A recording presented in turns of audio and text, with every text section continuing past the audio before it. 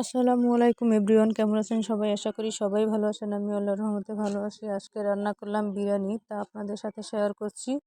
আর এর জন্য আমি প্রথমে একটি প্যানে দিয়ে দিছি তেল। আর এই তেলটা আমি যেহেতু পেঁয়াজ ব্রেস্তা করেছিলাম এই জন্য এমন দেখাচ্ছে। হ্যাঁ, তারপরে আমি এরপরে দিয়ে দিচ্ছি তেজপাতা আর 3টা দারচিনি। এরপর আমি মাংসটা দিয়ে তারপরে দিয়ে দিচ্ছি পেঁয়াজ বেরেস্তা। আর আমার মনে হয় পেঁয়াজ বেরেস্তাটা দিলে মাংসের টেস্টটা একটু ভালো আসে। আর সামান্য কিছু পেঁয়াজ কুচি দিয়ে দিছি। এরপরে আমি অ্যাড করে দিচ্ছি আপনার বাটা মশলাগুলো।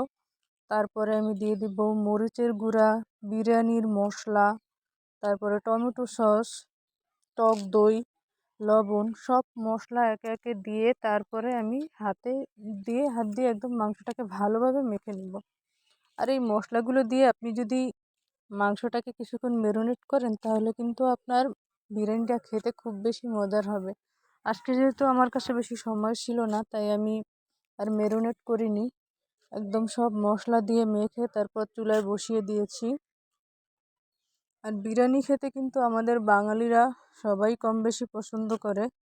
বাঙালিদের খুব পছন্দের একটি খাবার এই বিরিয়ানি। আর আজকে আমি বিরিয়ানিটা রান্না করেছি মুরগির মাংস দিয়ে।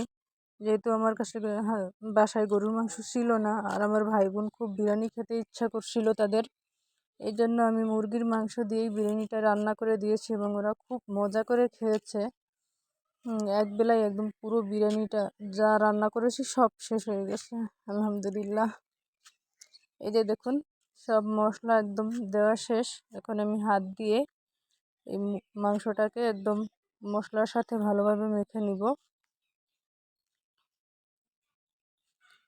আর এভাবে মাখিয়ে আপনি যখন বিরিয়ানি রান্না করবেন মাংসটাকে, কিন্তু খুব মজা হয়।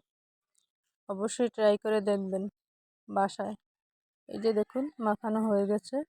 এখন আমি চুলা ধরিয়ে দিব আর মাংসটা ভালোভাবে কুক হওয়া পর্যন্ত আমি অপেক্ষা করব। এই যে দেখুন, মাশাল্লাহ, খুব সুন্দর মাংস থেকে পানি বের হয়ে আসছে এবং খুব সুন্দরভাবে কুক হচ্ছে।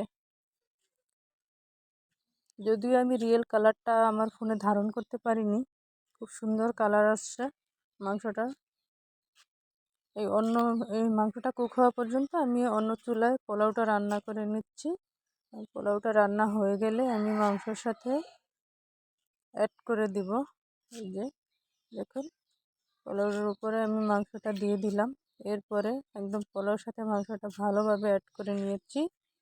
আর এই যে আমার বিরিয়ানি রান্না একদম রেডি। আল্লাহ হাফেজ সবাইকে।